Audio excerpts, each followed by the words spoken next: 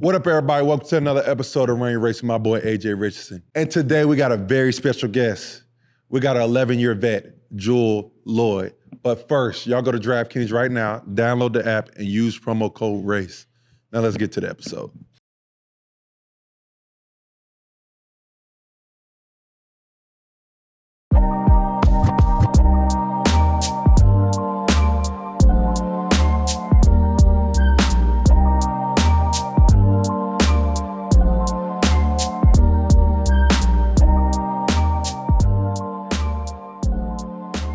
What up, everybody? Welcome to another episode of Run Your Race with my boy, AJ Richardson, who is not here today. He is working. Actually, I don't even know if the motherfucker working, but he ain't here.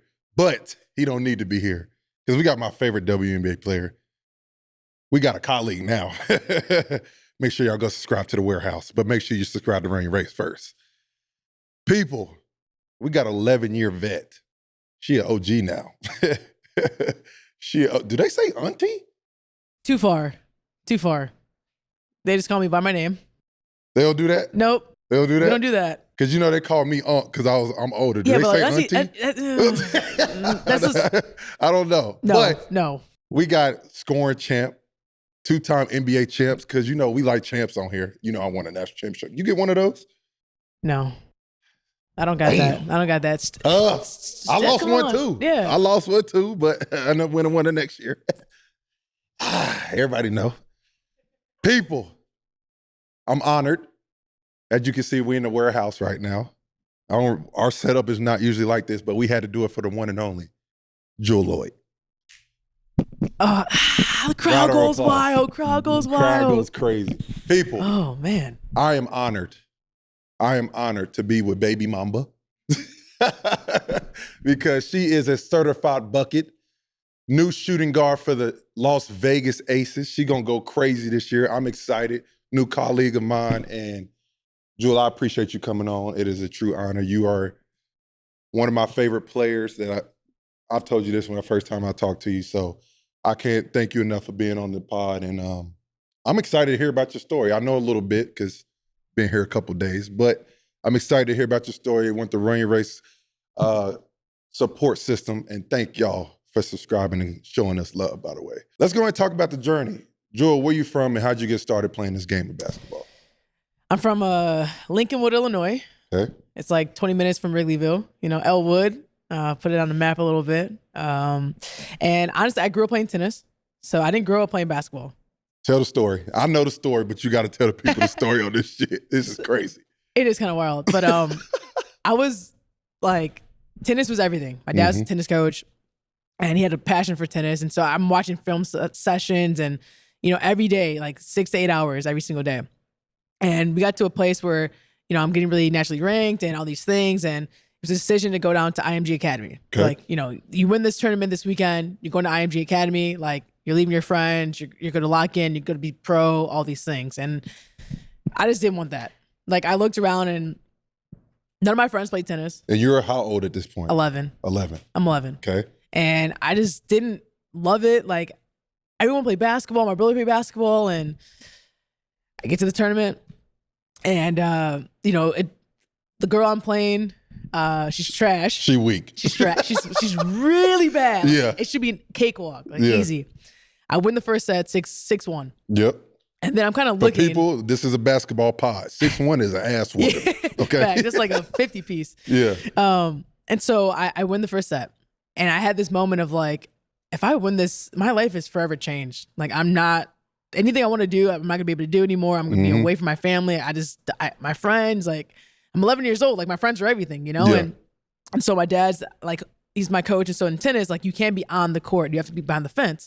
So he's behind the fence like, let's go, keep the pressure on. You got this. Like, Yeah. I kind of look at him. I'm like, all right, well, here goes nothing. And I just let the girl win. I didn't try, and I was through the game. I threw the game.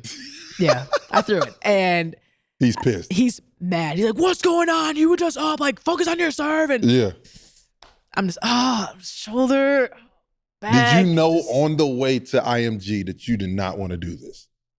Yeah, like that. Even when the the brochure came through the mail, right? Like that's like, like Yep, that. yep. And I was like, oh God, no, like this panic button, like hide it. Like I don't want parents to see it. And so, knowing all that coming in, I'm like, I just don't want to do this. I didn't know how to tell my parents at the time or anything. So I basically threw the game, walked off, went to my mom, was like, Mom, I don't want to play tennis anymore. And she goes, well, you better tell your dad. And I'm like, you tell him. I don't want to tell him.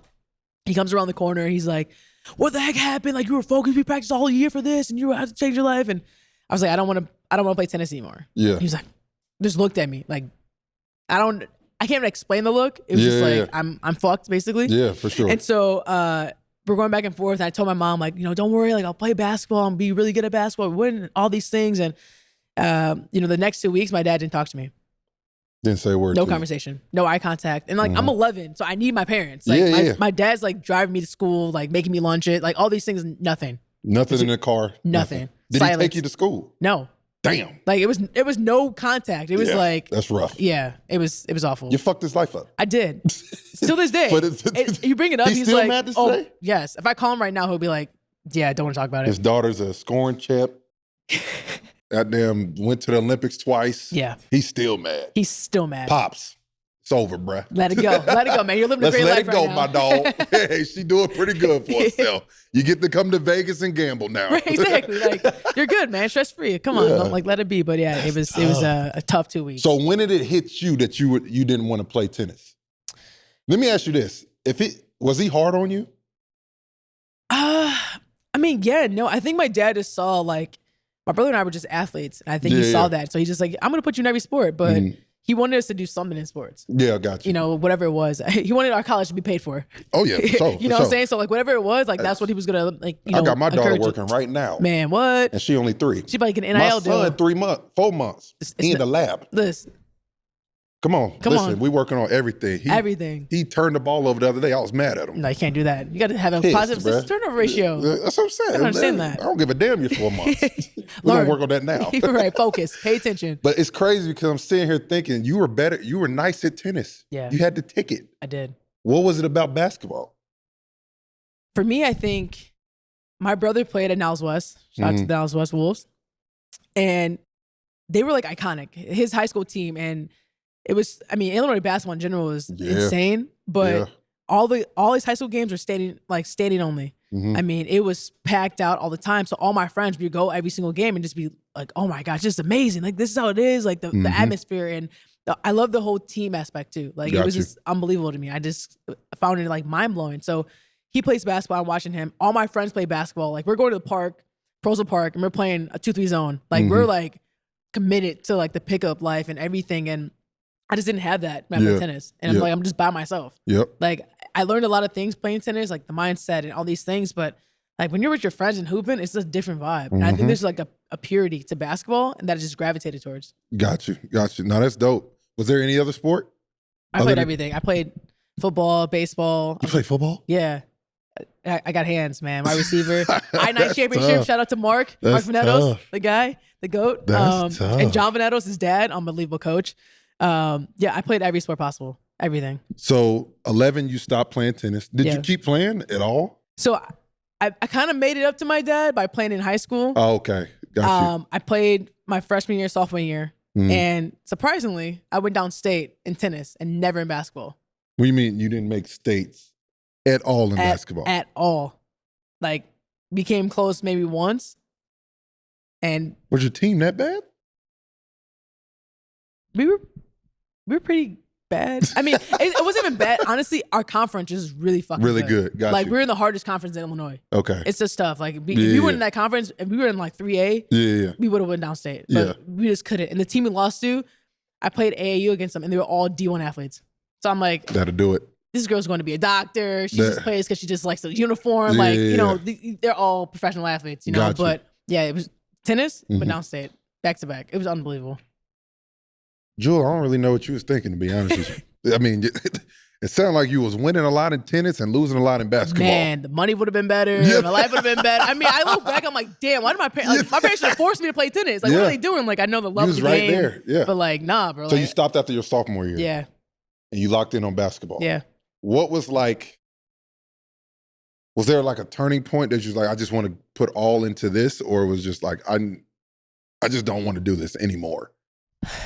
I had a really great opportunity to be a practice player for the Chicago Sky in high school. Oh, that's lit. And so that allowed me to see like the lifestyle of a WNBA player and Yeah. everything that happened and just be around, you know, you've seen all these things and see all these great players and you just see the lifestyle. I was like, wow, this is cool. And I think I could like hold my own, you know. I mean, I was holding my own against them at, you know, in high school, which is great, but I just understood like, man, I really think if I get a little stronger, a little taller, all these little things, I could really do something with this. And so that allowed me to like kind of be like, all right, like I didn't see professional tennis players. I watched them all those things, but I didn't know their life. I just knew it's a lot of money and it's, you know, I love the game all through and through, but I didn't have anyone that I was like, oh, this is my mentor. And I had that in basketball. I was like going to all these games and things like that. And after I saw that, I'm like, yeah, I'm a lock in. I think I could really commit to this and make something, you know, worthwhile. Who's a player you looked up to in Chicago? Because you got a lot.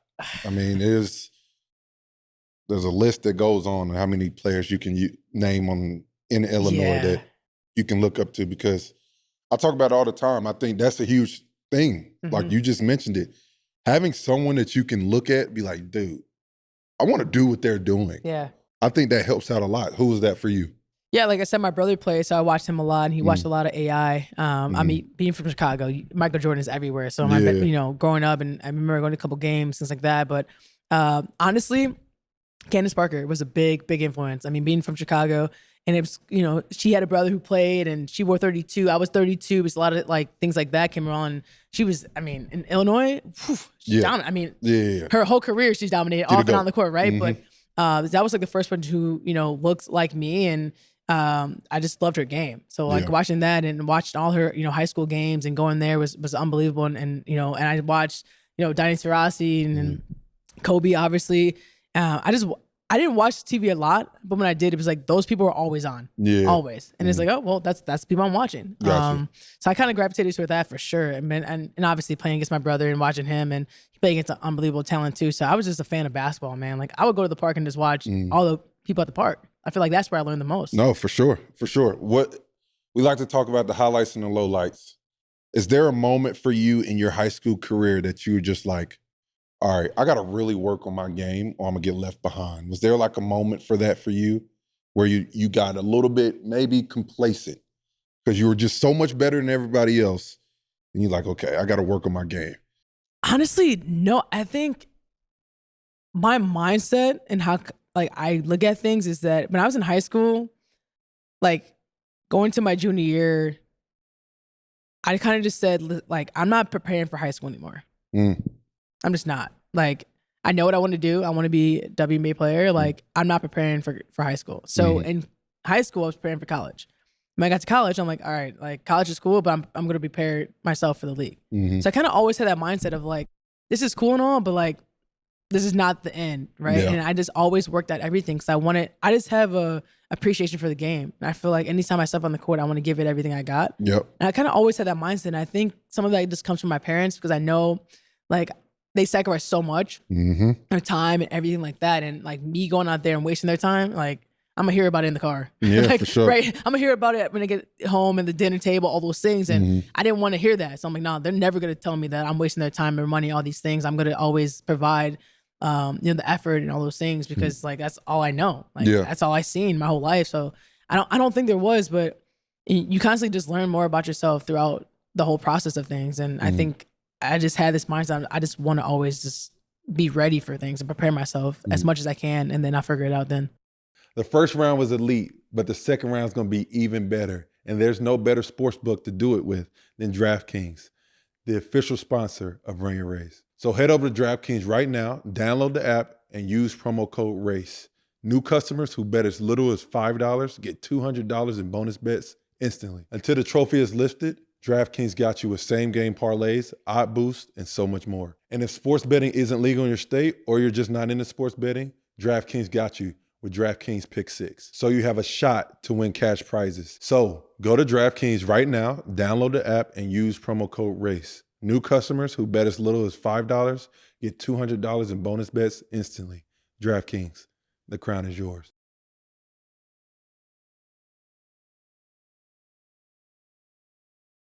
When did you figure out it was like that you were nice? Like when was the moment you was like, oh yeah, they can't fuck with me?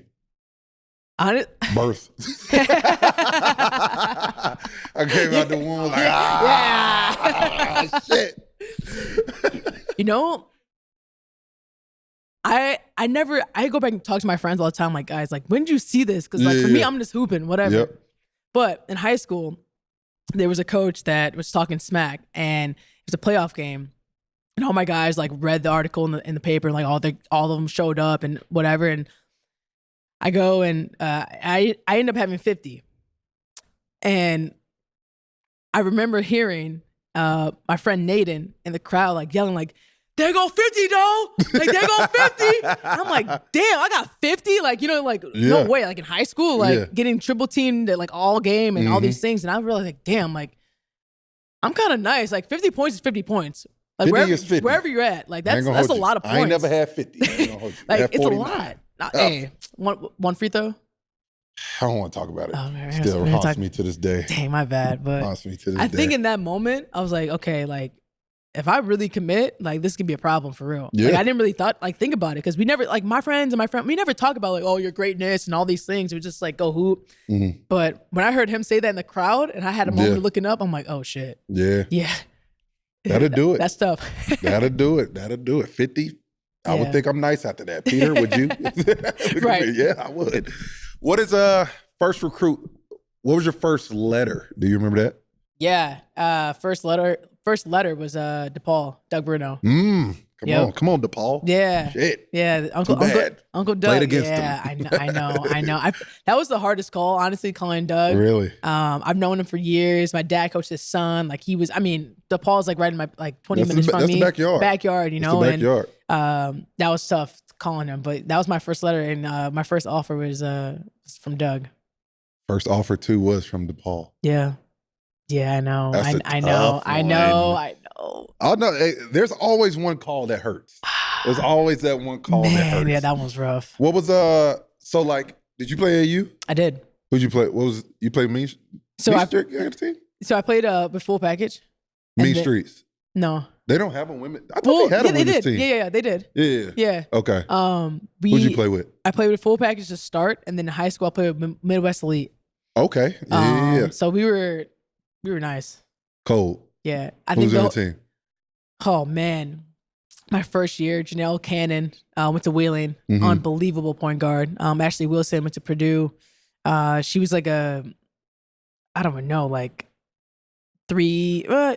Honestly, depending on what we needed to do, she did everything. I mean, she was Swiss Army she knife. was just strong. Like at the time, like you're not finding that. We had A-Rod shooter. She was like pulling from half court. I mean, our team was just loaded, and this was all kids from the Midwest. Like some of us been together for years, and you know, I was the youngest on the team at the time, so I wasn't even playing that much. I didn't need to. I was just watching. This is unbelievable. And you know, I think, to be honest, I think our record, like all in the 5 years I played AAU with them, we lost 6 games. Damn. That's a dynasty. Yeah, it was insane. Like we just connected really well. We were well coached. Ralph Grisaldo was a great coach, and we were just electric. Who's in your class? Man, you're asking me a lot of questions right now. I'm not good with it's no disrespect to anybody. I'm just like, bro, everyone looks like I'm 11 years in. You know, I'm an auntie at this point, so everything's like meshed together. And then you played 3 years of college. I'm old as shit right now. Like, oh gosh. Okay, what were you ranked? Do you remember that? Oh, I was like top. I made it at one point. I was like top 10, but it's because I went to a high school that wasn't like known. Oh, okay. So like no one really saw you. Yeah, even I mean, I got invited to USA camp and got cut twice.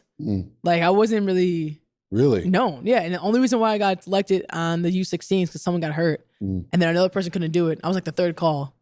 Like, hey, can you possibly get here tomorrow to come?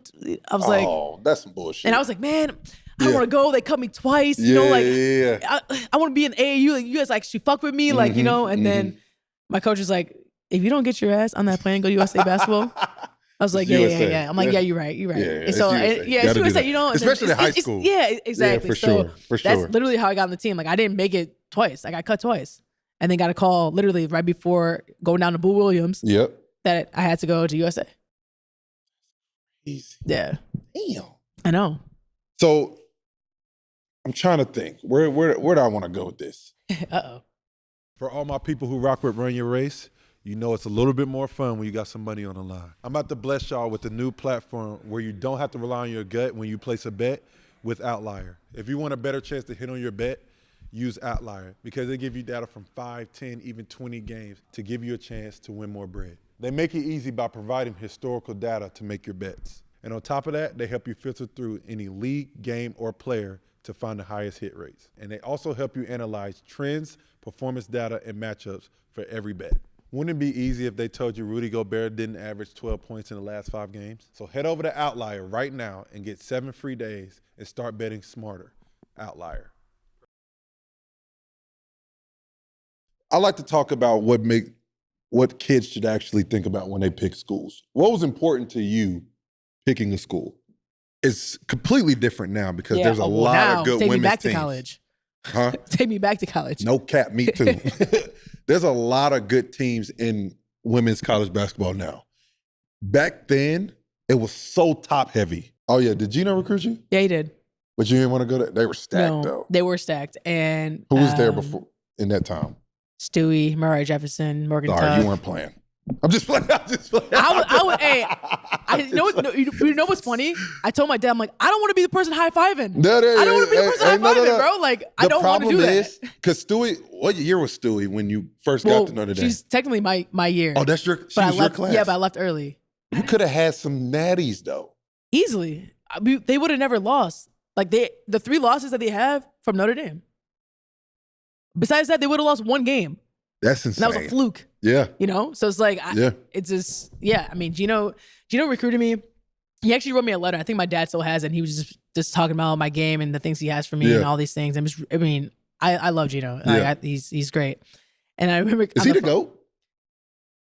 I think he's the GOAT. He's got a lot of. What he got, 12 now? Exactly. It's insane. Yeah, he's goated. He's goated. I called him like, I'm not going to come to UConn. He's like, you either win by 50 or you're going to lose by 50. And you're probably going to lose by 50 when you play us. I'm like, say less. Yeah, it wasn't 50. We never lost by 50. Yeah. We lost. But at the same time, I think I earned his respect when I played against him every single time. Mm-hmm. And I learned so much about, myself, him, and how he coaches his players, all these things. And so that's why I love that. I think he's phenomenal. Yeah. No, man, unbelievable coach. I love how you went to a school you wanted to play against the best. And I think that just helps you in your career now, just knowing like, look, I want that challenge. I want to bump against the best. We got to talk about the warehouse before we move on, though. The warehouse is literally molded Jewell Loyd. Well, how special is the warehouse? How special is Steve, the GOAT? Steve. What is special about that place that means a lot to you? I mean, the warehouse is so legendary. I think that the thing that makes the warehouse are the people, for sure. And we have such an elite group of people, but also an elite group of people who want to play great basketball. And every person in that warehouse that comes in, whether they're training for an hour or they're playing pickup or played 161 every Tuesday, Thursday, Saturday, whatever that is, the moment you step in, there's a culture that you pick up. There's a vibe that you pick up. The building is shitty. It's awful. Like smelly toilets. It's just not like structurally like sound, but the beauty is the purity of the basketball that's played. And so for me, being able to go there and play with all these different guys and hearing their stories, like some of them are high school kids. Some of them are, ex-pros. Some of them are coming back trying to play overseas. Some of them are just trying to get their life together and want to be around a great group of people. And so you come in almost like a stranger, but you leave a family member. And that's like insane because when you're competing, like I want to go at your neck, like I don't want to lose anything. We go at it. And then after we play, we actually huddle up and we talk about the game. And so we sit down and like, like today you were kind of sloppy. I don't know what the hell happened to you yesterday, but like, damn, like wake the fuck up, right? Like, I mean, we're very honest. And then, that's tough. we're like, hey, today you shot phenomenal. Like, I don't like keep doing what you're doing. Like, we constantly build each other up, and we're honest with each other. Mm-hmm. So then when we go and train, like we remember all these things, and that's just special to me because you don't always have that culture. You don't always have that bond, and you definitely don't always have elite runs. Like, it's hard to find good pickup games. No, like it's so hard. Like, that's tough. It's just not. People don't understand that. It's just not what it is. It's hard to do. Having this all like my life, it's just phenomenal. Like, it's just different. And Steve has like done this for 40 years, and he's always had this appreciation of people and the value of them, and making them feel valued and appreciating them and helping them get to where they want to go. And it's not just about basketball. Like, I think he said it, on our podcast on the Warehouse. He's just like, it's a lifestyle, and that's what's like so amazing. It's just not just for 20 minutes I'm just going here and act like I'm fake and do all these things. It's like, no, like you're gonna be changed the moment you walk in and leave.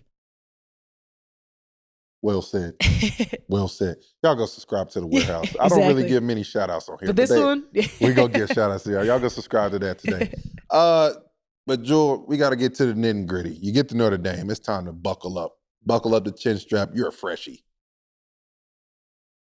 What was your welcome to college moment? Ooh, college. Well, honestly, the Big East Conference was no joke. It was the most physical basketball I've ever played.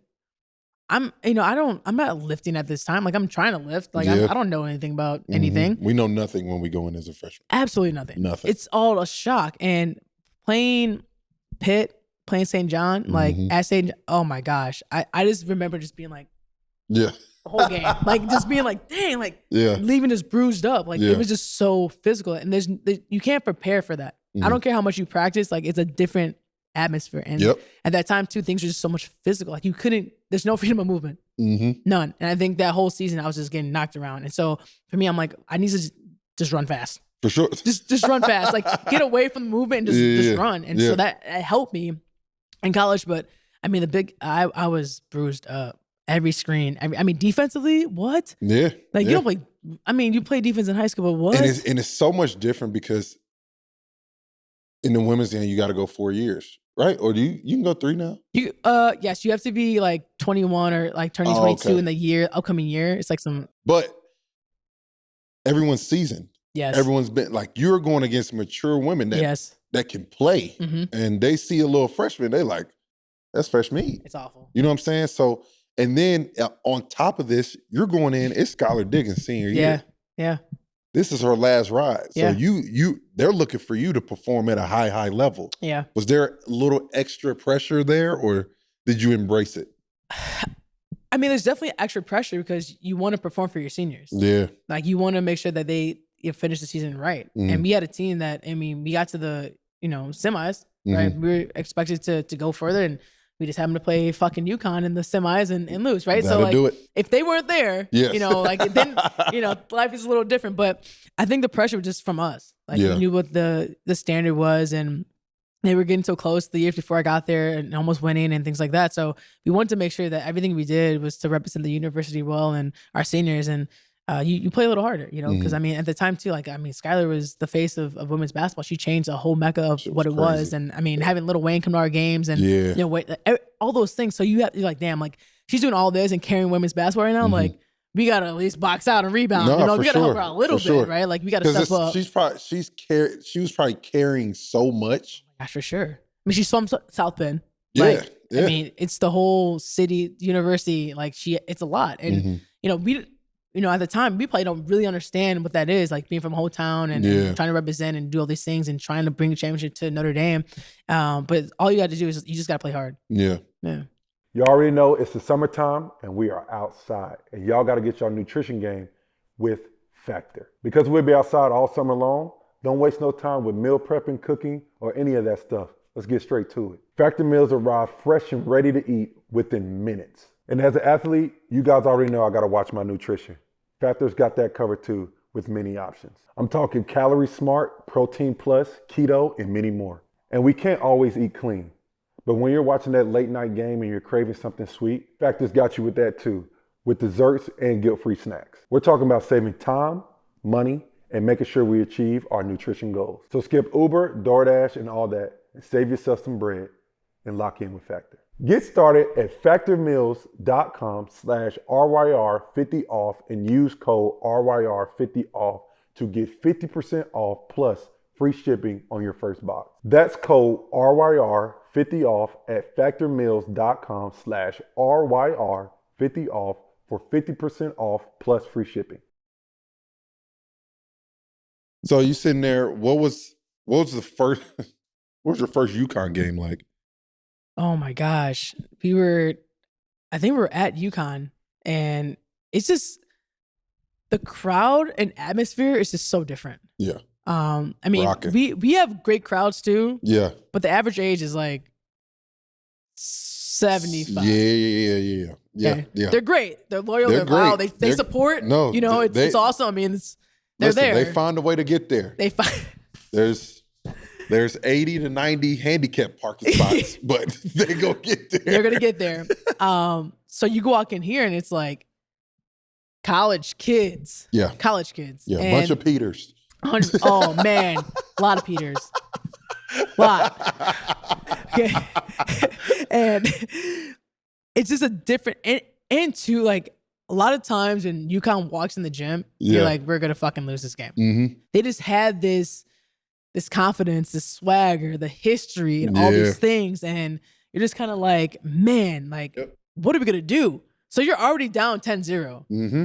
And then you're playing against elite talent. So you're not just playing that UConn team, but the history of UConn. The margin of error is just. I think there's a stat, like if you go like 2 minutes without scoring against UConn, it's no coming back, like game over. Like at the time, it's like 2 minutes that's it. Yeah. And I remember hearing that, I'm like, damn, like we gone 3 minutes and 30, and this game is over. It's all 3. I looked up at the clock, it's like 3 minutes. Yeah. Like we're losing. Yeah. It's just you're playing against pros. Mm-hmm. Like you're playing against pros. The whole team. Whole team. Whole team is pros. I think that was a big statement that you had right there. It's like you know how people, when the Warriors were together with Steph, Clay, KD, you're literally going into the game like, damn. All right, bruh, we're gonna give it our best shot. But, But y'all were right there with UConn. Mm-hmm. You know what I'm saying? Like they knew they had to play their best to beat y'all. Yeah. Having that mindset and having a leader like Skylar, was there appreciation at the moment, or did you realize that later, having a veteran like that in the locker room to kind of guide you? Like, look, this is what this game's going to be like. Mm-hmm. This is how we're going to have to approach every single night. Did you realize that then, or did it come later on? No, once you go to Notre Dame, like that's like the first thing they tell you. Like, listen, UConn's our biggest matchup. Like we prepare, like all these games are preparing for UConn. Got you. So they tell you that right away, and our leadership, they try to explain like what it means and all these things, but you got to play in it. You got to have that experience, and we had great veterans that had that experience and played in all the big games and knew the history, and so. I mean, it helped a lot, and Natalie Chalmers was phenomenal. Like she was such a great leader, and she just knew how to talk to each person. Was she number 11? Yes. She was nice. Man, if she doesn't get hurt, I believe we win. Because she got hurt which game? She got hurt in our against Baylor at home before we went to the Final Four. She was cold, bro. She was like... She had unbelievable hands. Great passer. Like, so smart. Like everything. And when she went down, that took me out. Like I was... Because she got hurt and I'm like, Ace, get up. She's like, I can't get up. I was like... Just melted it. I'm like, oh my gosh. Like that changes everything. Because the matchups that we had with UConn, like her and Dolson, like it was just... Everything just lined up perfectly. But I mean, that's the thing. Like UConn knew, like if they were off for one quarter or whatever that was, like we could get them, and we knew that too. And so that's why our battles were so like. I mean, it was crazy. And then our coaches didn't really get along either. So Buffett and Gino had their own battle. They got their own little beef. Yeah, so it was just it was a great storyline. Like it was a great storyline. But yeah, no, I mean, having great veterans like that, like they try their best, but you just gotta experience it. Yeah, and they allowed you to. So for sure, as a freshman. What was the game for you that you settled down? Because like you said, you just running fast. You just trying to figure this shit out as you go. When was the moment you settled in and the game slowed down for you a little bit? Freshman year. Probably in conference. It might not happen freshman year. No, it probably was in conference. I think by then you kind of get a hang of like what the coaches want you to really do and feel and your role and where you're gonna get your shots. And I think by then I was settled in. I think ultimately I just knew like what I was good at, and I was good at holding on that. Like I'm gonna run to the corner. I'm gonna spread the floor. I'm gonna get easy layups. Like I'm gonna try to do things. So then everything I was like, that sucks. It's not as noticeable. You know, like I'm gonna cover up all my other shit by being good at the other stuff. You know, so that's kind of how I thought about it, because I knew eventually like things were gonna go down, but it's just the speed is a little different. But conference, then you lock in, because now it's like all these games really matter. I think that's when I was like, okay, I know this. I know these scouts like 3 or 4 times. It's not just one offs. Like we're gonna play you again and again. You get done with your freshman year, Scholar's gone. Is it your time to be a leader at that point? Or is it still... No. Hold on, who else was on that team? Caleb with y'all? At K-Mac, I had... That's another one. Our team was stacked. Y'all were stacked. Y'all had the team to beat them. Y'all had the team to beat them. No, I'm telling you, like... You, Skylar, K-Mac. Nally, like that's the backcourt you need to win a chip. I'm telling you, we were every matchup we match. Like it was there. And y'all had what you needed. 100%. Because K-Mac, she wasn't the same. She was a senior too. She was. I played 2 years with her, so she was a. Oh yeah. So that year, our seniors. K-Mac was the leader. Yeah, K-Mac, Natalie Chalma, Aerial Breaker. Got you. Those 3, and those were. I mean, they were the perfect like tandem. Like they knew how to talk to each person. They obviously knew like everything. I mean, they were so smart, and they worked really well together, and they played really well together. So it worked out great. And that I wasn't a leader then. I was still like figuring out. Yeah, and I'm just here to get buckets. Yeah, I didn't need to be. That was my role. That was my job. Sure. Like, and it was good. It allowed me to like see everything and figure things out for the following year, and my decision to leave and all those other things. So you did left early. First of all, what was your career high at Notre Dame? I think it was against DePaul. It was 40. You did it against DePaul. You asshole. I know. Oh my God, it gets bad. Like Doug, you know I love you. Doug. You had what? I think I had 42, 43. It was a wild game too. Play the fucking clip. 42 is crazy in college? Yeah. You should have left right there. You should have sat the fuck down. That's when I knew it was time to go. It is time to get up out of here. This shit is easy. 42 is crazy. It was a wild game. You left early. Yeah. What was the decision of that? That don't happen in women's college basketball. Back in the day, it didn't happen. Back in the day, it didn't happen like that. Yeah. I think I was just ready. Like, I knew the rule going into college that I could leave early. My first, 2 years, after season at Notre Dame, I wanted to transfer out. It's cold as shit. Yeah. But you're from Illinois. I am, but it's different, man. They only like shovel the football area. Everywhere else, it's like a tundra. Like you're really? Like, it's a lot. Like it wasn't even the cold. It was just like you just didn't vibe with it. It wasn't my vibe, I learned a lot from it, but this wasn't my vibe. So junior year, I was like, all right, listen, like I'm out. Like I need to. You knew at the start of junior year. Oh, 100%. 100%. I had a conversation with my parents during Thanksgiving. I told them.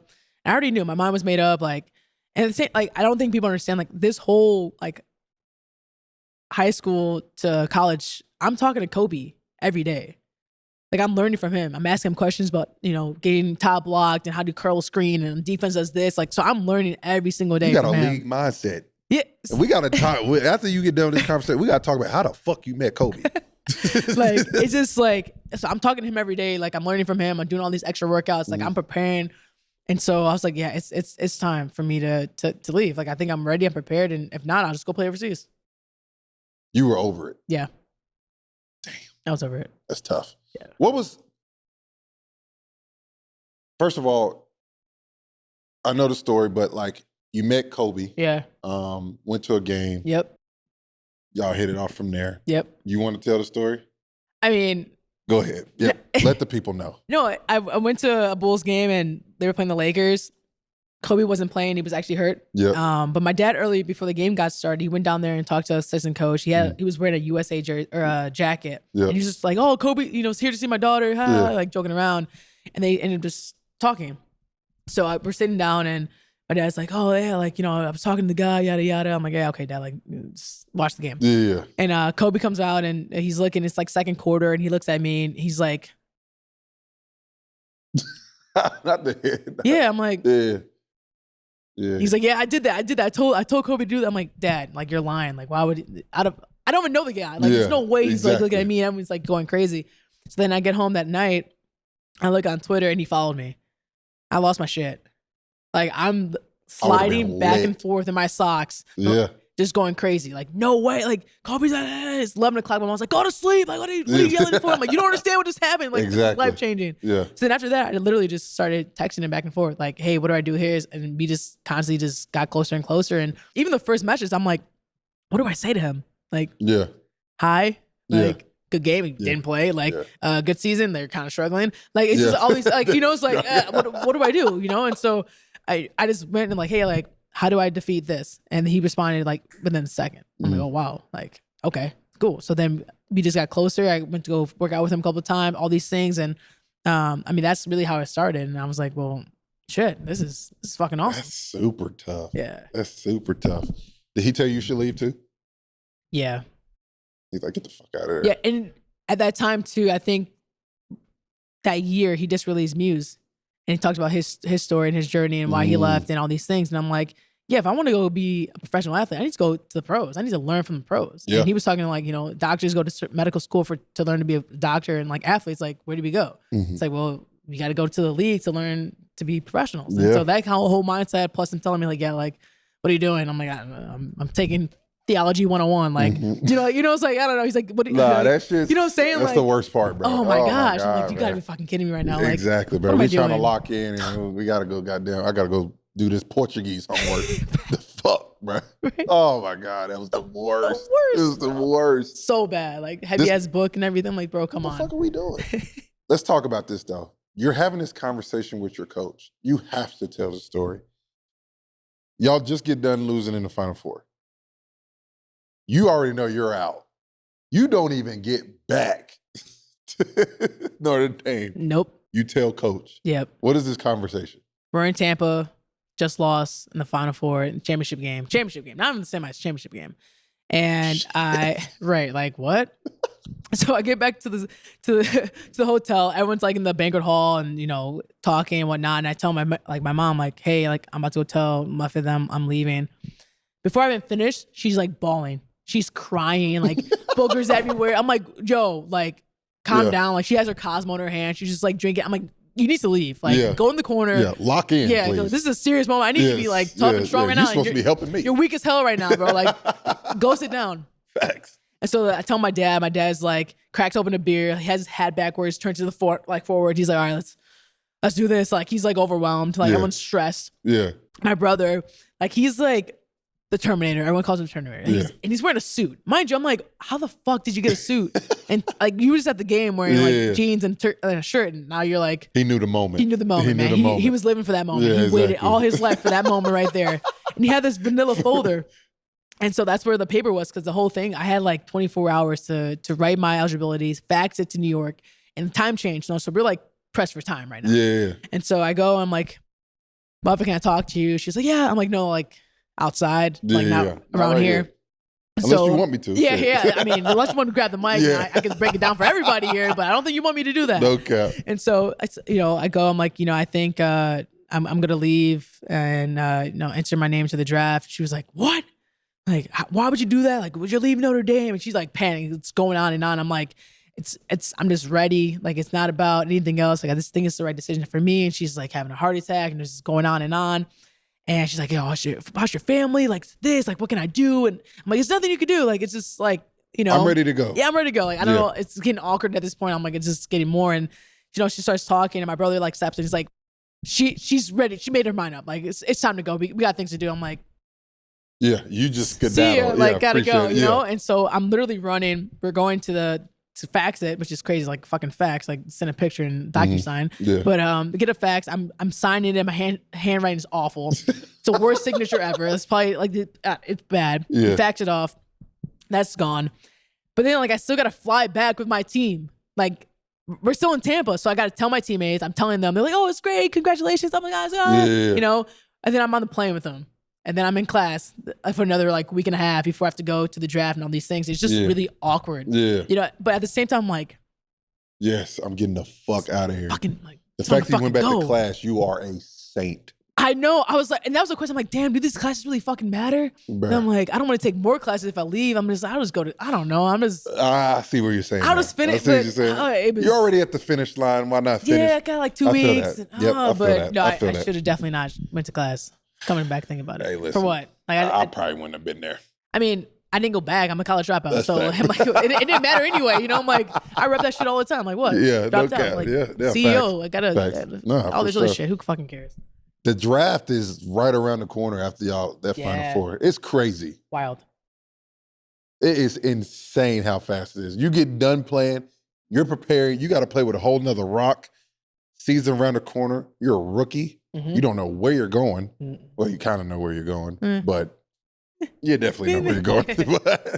It's crazy, right? So what is that next 2 weeks like for you? How are you preparing for the next step? I was like cleaning out my dorm. Yep. I had no idea. Like, luckily I'm from Chicago, so it wasn't that far to pack up my stuff up and get it back home. Facts. So thank God for that. But I had conversations with like agents. Now I'm figuring out like my agent stuff. I don't know anything about that. And just I had conversations with like certain teams. They called and try to get evaluation of the players, all these things.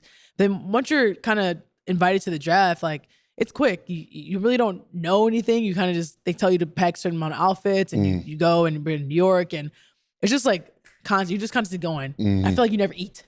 And I'm always like, I'm fucking starving. I'm an athlete. I need food. Like these fucking crackers are not cutting it. I need a fucking meal. Can we go eat something, bro? I don't remember. I don't think I ate. I'm trying to think like, did I eat a meal during draft night and draft week? Probably not. Like, I mean, dead ass. Yes, because you're just going everywhere. Just going. They have you going all these things and you finally get to draft night and you're like, thank God. Like, you know, and you know, did I know I was going number one? Yes. But you don't know until your name's actually called. And so sitting there with my family is obviously a beautiful night and everyone's excited and, you know, your life is changing. You're about to, you know, a counter onto your dream. And for me, I was like, speed this up. Like, I call my name. I want to eat. I want food and I want to, you know, get my uniform and jersey and get this shit started, you know, but you don't take it for granted. You know, it's a beautiful moment. And once you hear your name, you're like, oh shit, like this shit's real. Like I'm taking a picture. My parents are crying, happy, all these things. And you go back and do more fucking media and do all this stuff. And then I was shipped out like the next day to Seattle. Met everybody and you're just like overwhelmed, just shaking all these hands, like smile and wave. And I threw the first pitch and a week later, it was like training camp. Damn. Y'all know what time it is. It's time for Theo's Picks, and you know we are sponsored by DraftKings. So y'all go to DraftKings right now, download the app, and use promo code RACE. Now let's get to the picks. First, we got Thursday, May 8th. We got Golden State versus Minnesota in Minnesota. Big injury here, but I think Minnesota's still going to pull it off. I think they're going to do what they need to do to get this game. They need it. They don't want to give Golden State any momentum, so I think they're going to take care of home court, which they have done before, and they got that man over there. Y'all know who I'm talking about. Next, we got Friday, May 9th. We got Cleveland versus Indiana. Heartbreaker. I mean, absolute heartbreaker game, too. I'm going to go with that boy Spider up there in Cleveland. I think he's going to find a way. I think this is part of the journey, part of his legacy that he's going to come back from this and do what he needs to do to get this game. So I got Cleveland winning that game in Indy. I think Indy might get a little complacent. Next, we got OKC versus Denver. Low-key might be my favorite series. Not going to hold you. They got two of the MVPs. Pick one, it don't really matter. But the real MVP is in Denver. And I got Denver winning this game. He is a monster. He does it at all three levels and is controlling the whole game. And I love his game. So I'm going to go with Denver. Okay, then we got Game 4, OKC versus Denver in Denver. That's a tough one. I'm going to go OKC. I'm going to go OKC. I think they're going to find a way to get a game up there. And I think they're good enough to get it done. Like I said, they got an MVP over there also. Last but not least, we got Cleveland versus Indiana in Indiana. Indiana's going to win that one. They're not going to lose both games at home. I think they're going to come out there and figure out how to get a dub. And once again, that is Steele's Picks. Y'all go to DraftKings right now, download the app, and use promo code RACE.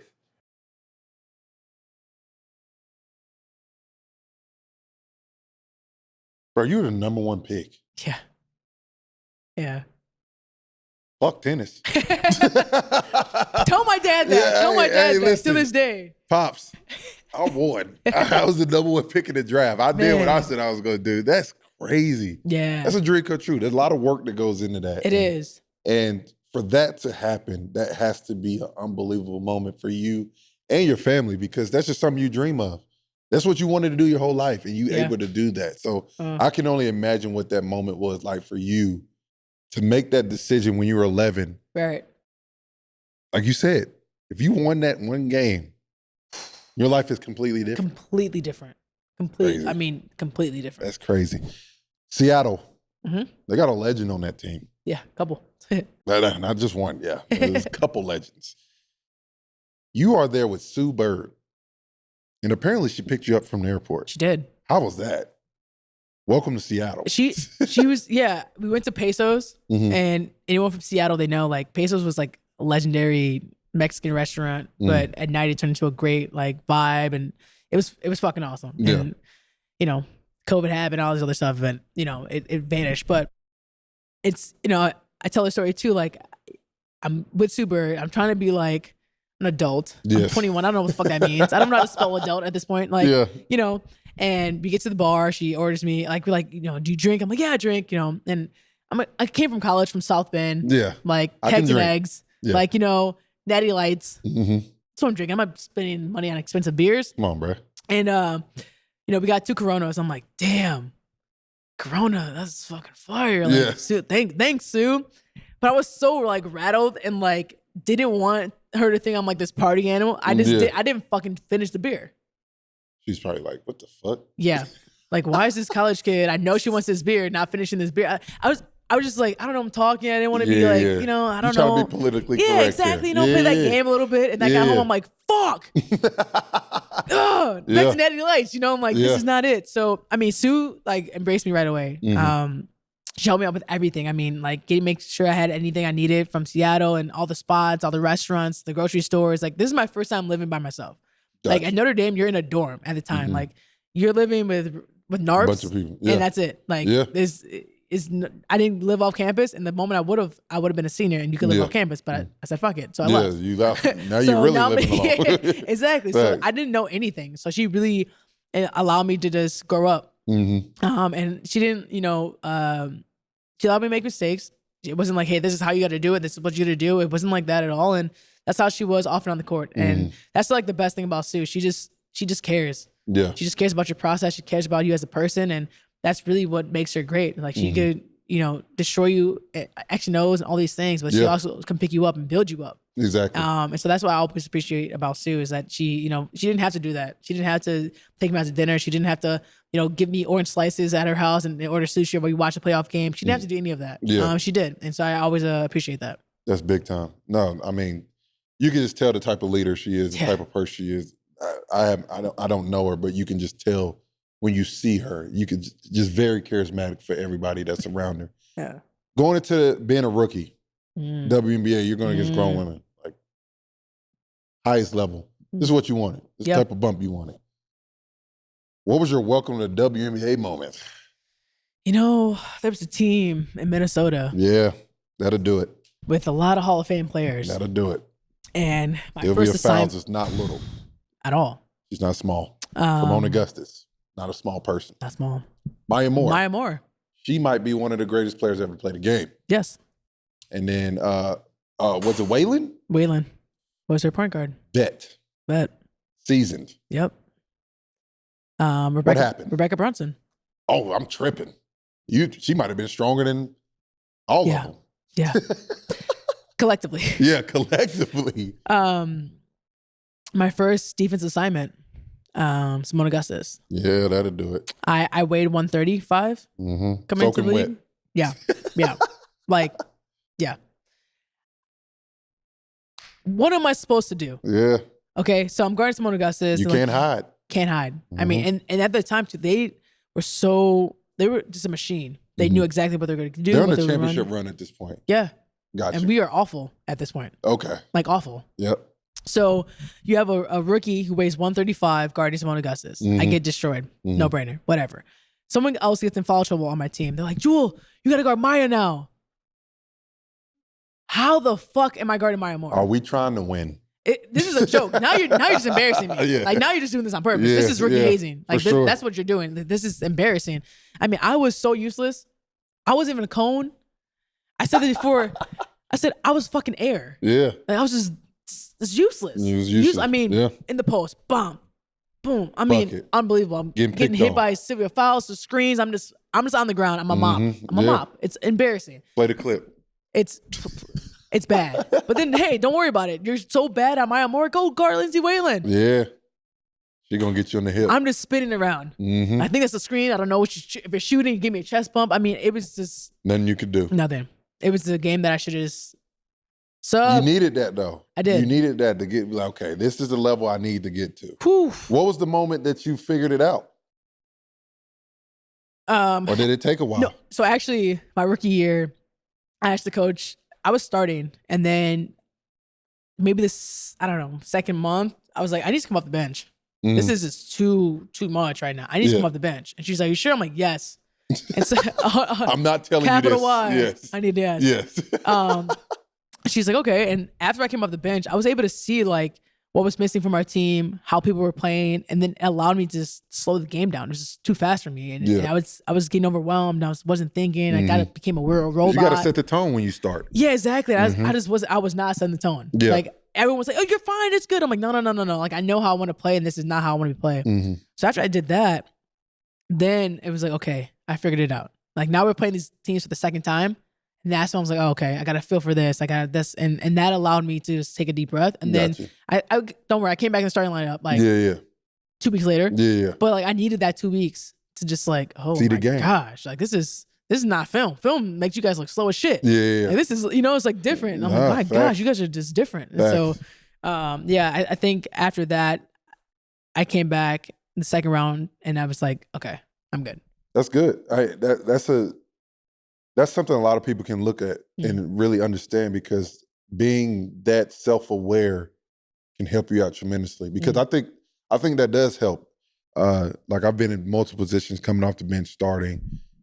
When you come off the bench, you're able to see the flow of the game. You're able to try to figure out, like, okay, this is what the team needs at this moment. All right, this is where we're lacking. Okay, let me see if I can pick this up, and then I can feel more. Because really what you're looking for is to fill a gap, fill the void of like, okay, if I could do this, I know I'm helping my team out. Because I'm sure when you first started, you're like, I don't know if I'm helping us at all. At all. So let me figure out what I can do to help this team first, and now I can get comfortable. So I really respect how you approach that, and I think I can clearly it helped you out a lot. Yeah. What was when did it all turn for Seattle in a whole?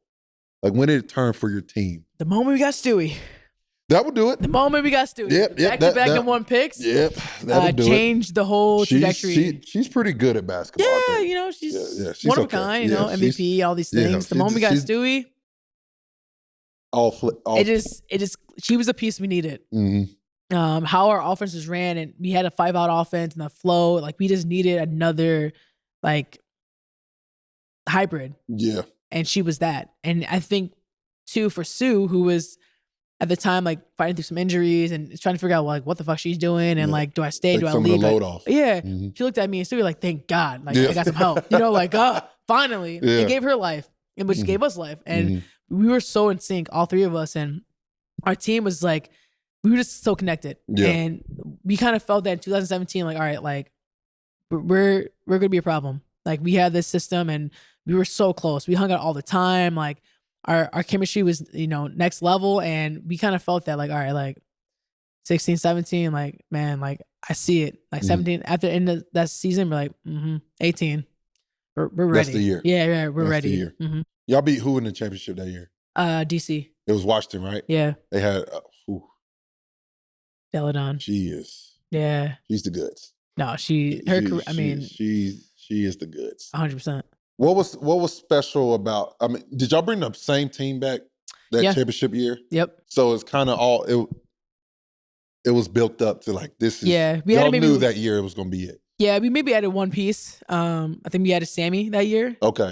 Sammy Wickham, and she was also a very vital piece to us winning. And her whole story getting to the league and being like an older rookie, and then in your 30s is weird, and so it might have been 30. I don't be wrong, Sammy. Don't kill me. But she was an older rookie. You know what I'm saying? Like, and that's like she was trying to figure out what she can bring to the league and our team. Yeah. But yeah, we just had this like sometimes you just feel it like. Chemistry goes a long way in championship teams, man. We just knew it. We just had this vibe like, I don't care what happens, we're going to find a way to win. Yeah. We're going to find and we said it too, like, fourth quarter, like, that's our quarter. Like, we're going to wear these teams down. We're going to wear them down. And that's what Sue always told us. Like, I don't care what the fuck happens, 1 through 3, fourth quarter, like, that's us. Yeah. And we just had that mindset and we just wore teams down. And when you're planning for each other, it goes a long way. 100%. So winning the first championship, I know it had to be tough because that road was, y'all had to play the Mercury. Yeah. Unbelievable series. Dogfight. Man, DT was on the next level. Oh, she just did miss. All serious. It was annoying. it was, it had to be. God, she was just like, you never, like, even when the game was over, you're like, yeah. Does DT have the ball? Like, where's the ball at? Like, the refs are going, like, get her off the court. Like, how different was Diana Taurasi? Man. Can you believe she's done? No. I think she might come back. She might. She might. She might. Like, she's just, know.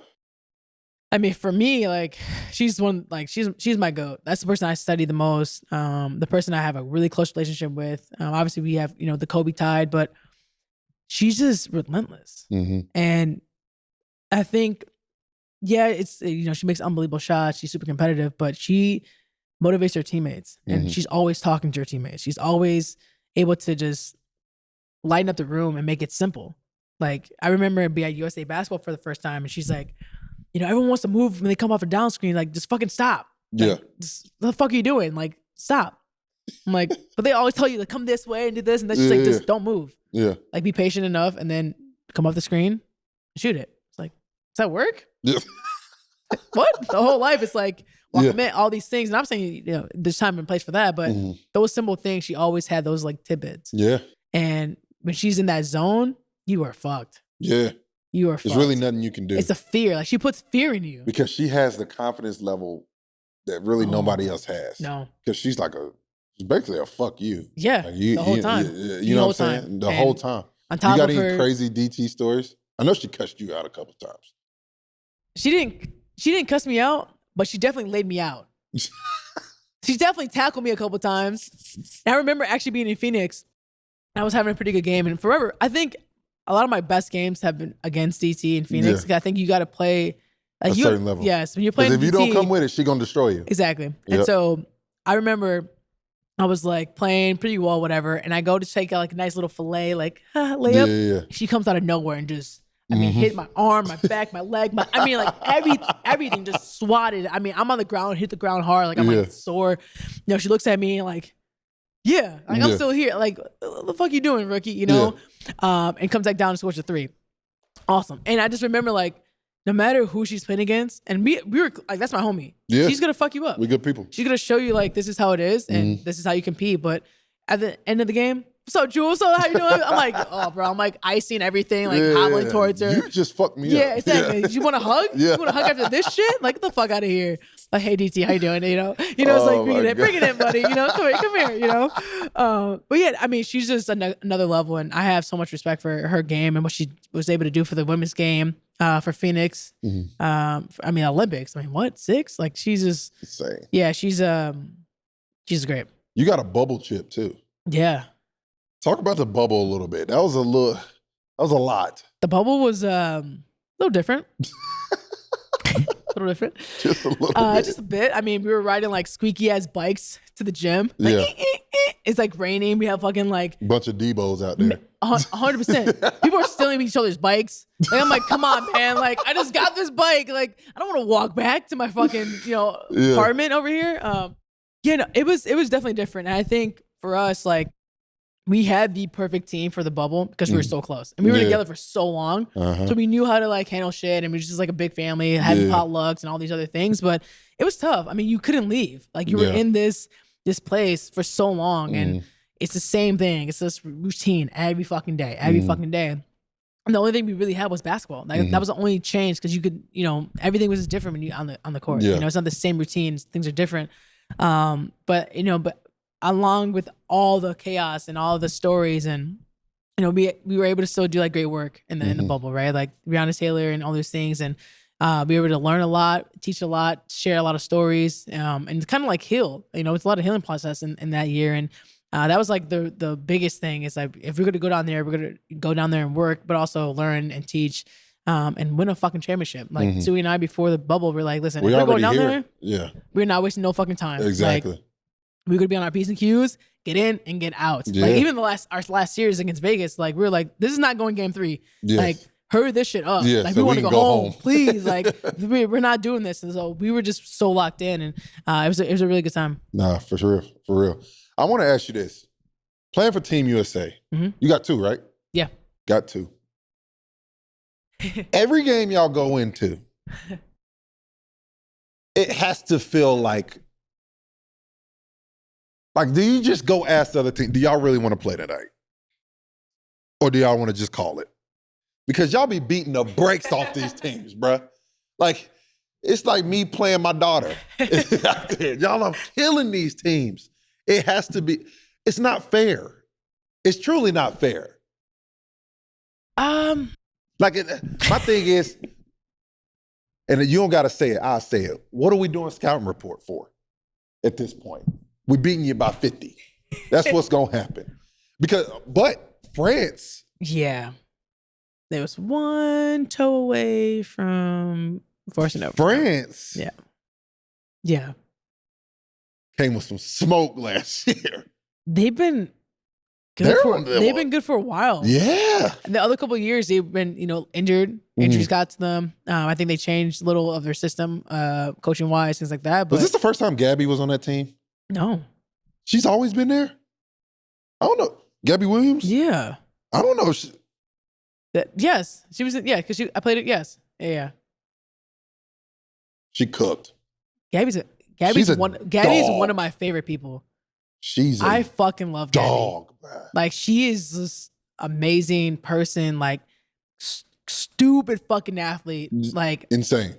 I mean, at the time, too, she was, like, her knee, playing on one knee, still grabbing rim. It's just, like, she's just phenomenal. Was there a moment of doubt in that game? What? What? Doubt? Are you kidding me? I was sitting, like, having a stroke on the bench, bro. Like, you guys got it. Yeah. Come on now. Like, bring it. Like, we're one shot away from going on a run. It's like they go on a 10-0 run. Like, fuck. Like, we're one stop away. Like, it just felt like we couldn't get it going. And everyone was against you. Everyone was against us. It was like every little thing, like in and out, like 50-50 balls, like everything. Like, she's not a shooter. She has like 3 threes. Like, she can't dribble. She's crossing people over. It's like everything that we prepared for. Like, they just countered. It was so nerve wracking. Oh my gosh, it was so nerve wracking. It was just. They played a almost perfect game. When that buzz, like, we were like, let's go home. Get the fuck out of France. Let's go home. We're not talking about it. We're not going to worry about it. Go to the locker room right now. Let's not talk about this. Man, it's just different. Like, I think the last couple of years, just the gap is definitely closing on both sides. Yeah. And people are just getting better. Yeah. Like, there's a belief that the training is different. The international players are just getting better. All these things. It's just different. And it's the same thing for the W, because like at the end of the day, it for a minute it was Aces, Liberty, and then now it's like anyone, especially now. I mean, everyone's stacked. Yeah, you know what I'm saying. Everybody has a team now, so you can't really play around with nobody. And I think this is going to be one of the best seasons. Oh, I'm so excited. Ever. Yeah, and it's only going to help the game for sure. Let's talk about right now before we get out of here. You had 10 years with the organization that a lot of people can say they never had. You know what I'm saying? You put a decade together with one organization. Fucking wild. It's wild to think about. 10 years? 10 years with one organization. First of all, that's auntie caller right there. 10 years. Don't call. See, the more you say it, I don't want them to. Don't call me that. Don't call me that. Like, we're not doing that yet. Like, I mean, it's crazy. A decade with one organization. How special is Seattle to you? And how hard? I mean, ultimately, it wasn't hard for you to leave. But what was your experience like over that decade of just one organization? I grew up in Seattle. Yeah. Like I grew up from a college kid to an adult in Seattle. The community embraced me and my family, and they were, so supportive. And, being with the Storm, like, there's no NBA team. So like you guys are, like, we're that team. And so everything we do, they come out and support. Everything we're about, like, they really just show up. And so having that, and then, just seeing what we were able to do with, adding Stewie and our run and the culture, for us, like, Stewie and I always like, man, like, Lauren and Sue did this, like, maybe we could do that. Like, the legacy, we understood the level of excellence that they had, and we just wanted to do that. Yeah. And so the appreciation of being at a place for 10 years is wild. And I don't think I realized that until I wasn't there. And I had the time to, like, shit, we did a lot of fucking cool shit in Seattle. Yeah. Like, we changed, like, a lot of lives. We impacted the city. We, won championships, and, everything was just, like, amazing, and you learn so much. And yeah, it didn't end the way that people thought or how I thought. Because I really wanted to stay in Seattle. Like, I wanted to be there. I wanted to retire there. Like, that's, like, everything, the team. And I made a life in Seattle. Yeah. But clearly, God had other plans for me. Different plan. And my journey's not done. And so I have so much appreciation for the city, the organization. I mean, they drafted me, a kid that you really took a chance on. That never happened before. You drafting the youngest kid in the league, and coming out and all these things, and that just doesn't happen. Yeah. And so, like, I have to say thank you to Seattle for sure, because they allowed me to start my dream. Yeah. But my dream's not done. And so, like, now it's like I have a new life. I have a new mindset, and everything that I went through in Seattle has prepared me for what I'm about to do now in the next 10 years. And I think just even how I'm carrying myself and things I'm doing, I don't regret anything that happened, because it allowed me to be this person now. And I'm hungry and I'm excited, and to be with Vegas, like, it couldn't have worked out any better. No, for sure. I mean, you just went to a juggernaut. I mean, Seattle, what the fuck? You traded her to probably the best team in the league. So I'm excited. I mean, for you to go to a team like Seattle, and I understand it was a rocky road the last year, but, like, sometimes you need something new, give you new life, new energy, and I think that's what you have now. Yeah, you have a, I wouldn't say purpose, but, like, you understand like you talked about it when you walk in, it says excellence. Yeah, you understand. Like, look, it's either championship or bust for this. And that's the type of competitor you are. That's what you want to be a part of. So now that you're here in Vegas, I'm excited for you. And I know you are. Y'all got an unbelievable team. And I'm excited to see what y'all do, man. And I wish you the best. Jewell, I appreciate you getting on. And I told y'all, we getting bigger and better over here. I got a couple questions for you, though. Uh-oh. Harder to win, NCAA championship or WNBA championship? Well, I never won in college. That don't really. Yeah, I guess so. You have your answer means a lot, because you won in the W. I know the W. I think it's hard to win WNBA, because college people are just stupid. WNBA, like, it's not like you're not getting played, like, you're not getting punked. Like, it is what, like, you could hide a lot of shit in college, or people just do dumb shit. Yeah. There's not a lot of dumb shit in WNBA playoffs. You got to come with it. Yeah. Or you're gonna get exposed. Yeah. I got you. Yeah. I got you. That makes sense. Hey, that's another episode of Running Race with Jewell Loyd. Las Vegas Aces started shooting guard. Hopefully she gets a chip this year. I appreciate y'all showing love. DraftKings, we appreciate you. And we out this motherfucker. Peace.